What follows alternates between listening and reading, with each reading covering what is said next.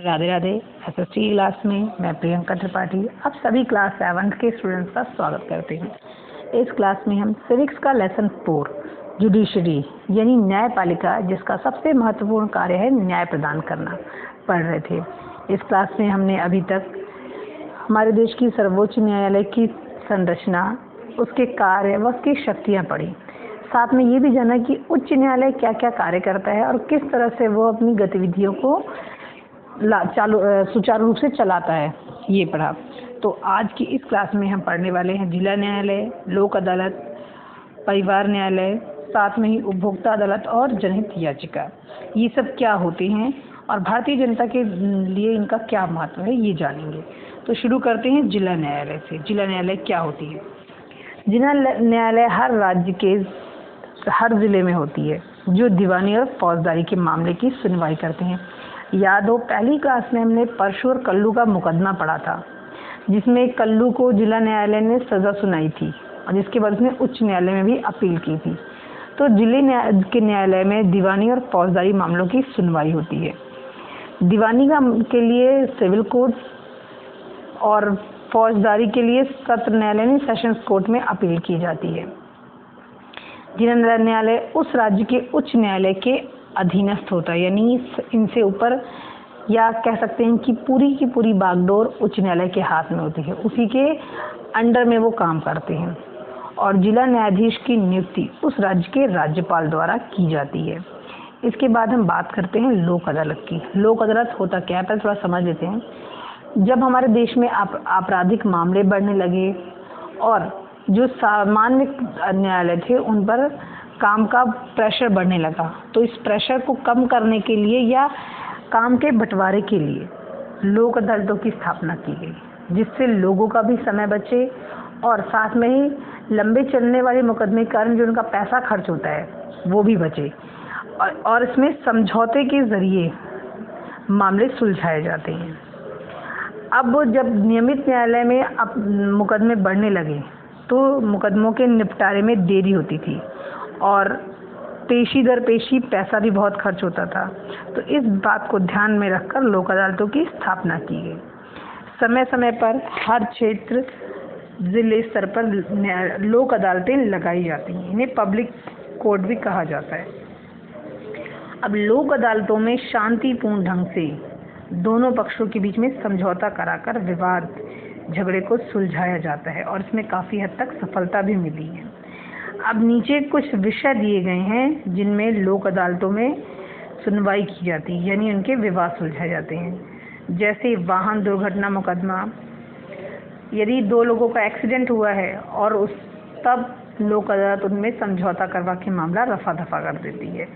समझौते योग्य फौजदारी मुकदमा, इससे पहले हमने पढ़ा था कि फौजदारी वाले जो मुकदमे होते हैं वो सेशंस कोर्ट में यानी सत्र न्यायालय में उनकी सुनवाई होती है, लेकिन यदि किसी मुकदमे में समझौते की गुंजाइश होती है तो लोक अदालतें उसमें समझौता भी करवा देती हैं। फिर आता है उद्योगों और बैंकों से संबंधित मुकदमे, विवाह और पारिवारिक मुकदमे, पेंशन संबंधी मुकदमे, बिजली, गृह कर गृह ऋण संबंधी मुकदमे, भूमि अधिग्रहण संबंधी मुकदमे। अधिग्रहण का मतलब होता है कब्जा करना। किसी व्यक्ति ने किसी की भूमि पर कब्जा कर लिया है तो भी उनके बीच में भी समझौता करवाया जा सकता है। उपभोक्ता संबंधी मुकदमे। तो ये कुछ टॉपिक दिए गए हैं आपकी बुक में जिन पे लोक अदालतें अपनी सुनवाई करती हैं। इसके बाद आता है परिवार न्यायालय यानी फैमिली कोर्ट। इन कोर्ट्स का जो स्थापना है वो 1984 में विभिन्न राज्यों में परिवार न्यायालयों का गठन किया गया। इन न्यायालयों का मुख्य कार्य है विवाह संबंधी मामले और नाबालिग बच्चों के संरक्षण संबंधित मामलों को सुलझाना है। विवाह यानी जैसे दहेज का मामला है या हस्बैंड वाइफ में आपस में नहीं बन रही है तो उनके झगड़ों को सुलझाने का मामला है। नाबालिग बच्चों की कस्टडी का मामला है। तो इस तरह के मामले परिवार न्यायालय में सुलझाए जाते हैं।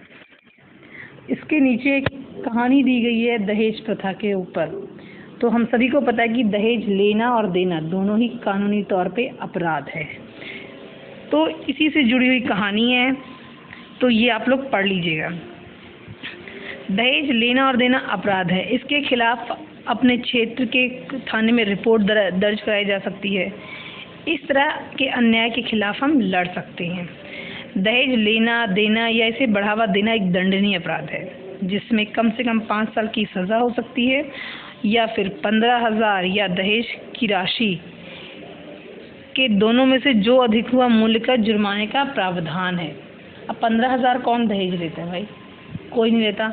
तो समझिए कि जो दहेज में जो भी उन्होंने पैसा मांगा था उतना उन्हें वापस करना पड़ सकता है। इसके बाद हम बात करते हैं कंज्यूमर कोर्ट यानी उपभोक्ता अदालत की। ये क्या काम करती है? उपभोक्ता अदालत का काम है, यदि कोई दुकानदार किसी ग्राहक से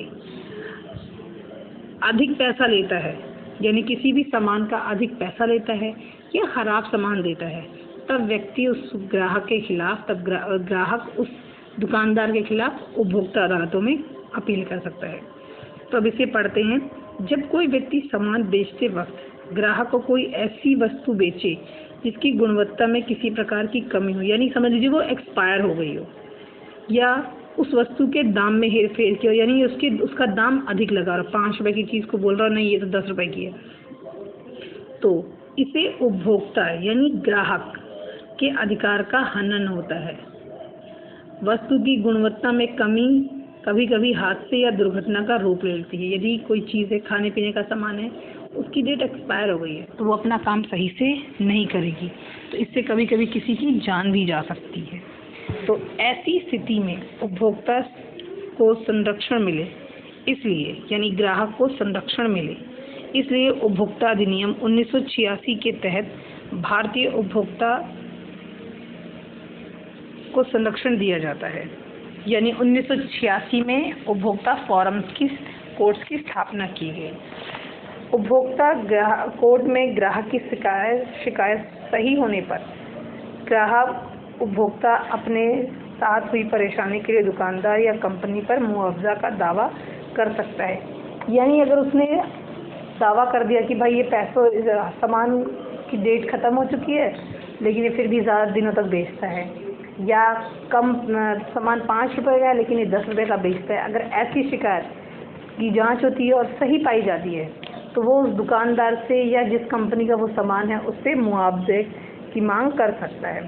ऐसी स्थिति में कोर्ट द्वारा लगाए गए जुर्माने का भुगतान दुकानदार को करना पड़ता है। यदि उसने दुकानदार को किया तो दुकानदार उसका भुगतान करेगा, नहीं अगर उसने कंपनी पे मुकदमा किया तो कंपनी भुगतान करेगी। तो अब इसके बाद चलते हैं जनहित याचिका। जनहित याचिका क्या होती है? परसों की कहानी में हमने देखा कि उसके पास खेती लायक कुछ ज़मीन थी जिसके सहारे वह उच्च न्यायालय तक अपील का खर्चा उठा पाया, लेकिन दिहाड़ी मजदूर और भूमिहीन किसान जैसे गरीबों के लिए अदालत में जाना काफ़ी मुश्किल साबित होता है। न्याय पाने की प्रक्रिया में काफ़ी पैसा और कागजी कार्रवाई की ज़रूरत पड़ती है। जो नॉर्मल कानूनी कार्रवाई का प्रोसीजर है वो बहुत लंबा है और इसमें पैसा भी बहुत खर्च होता है।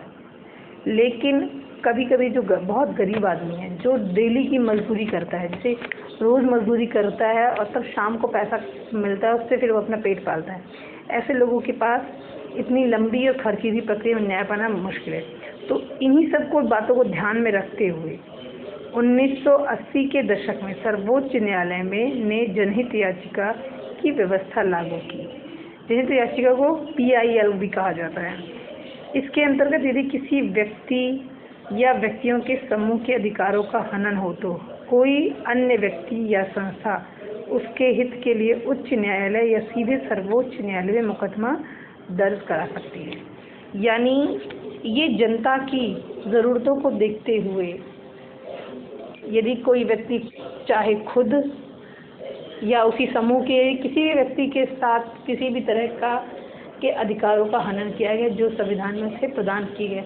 सपोज करो कि जैसे मान लीजिए किसी संविधान में कहा गया कि सभी व्यक्ति जाति आधार पर सेम है, लेकिन किसी विशेष वर्ग के साथ जाति आधार पर भेदभाव किया जाता है, तो उस विशेष वर्ग के व्यक्ति खुद या उनके साइड लेकर कोई भी व्यक्ति या कोई भी संस्था, बहुत सारे आजकल NGOs वगैरह चलते हैं, तो वो जनहित याचिका जारी कर सकते हैं। या बच्चों के साथ है, बाल मजदूरी के खिलाफ भी PIL दर्ज की जाती है।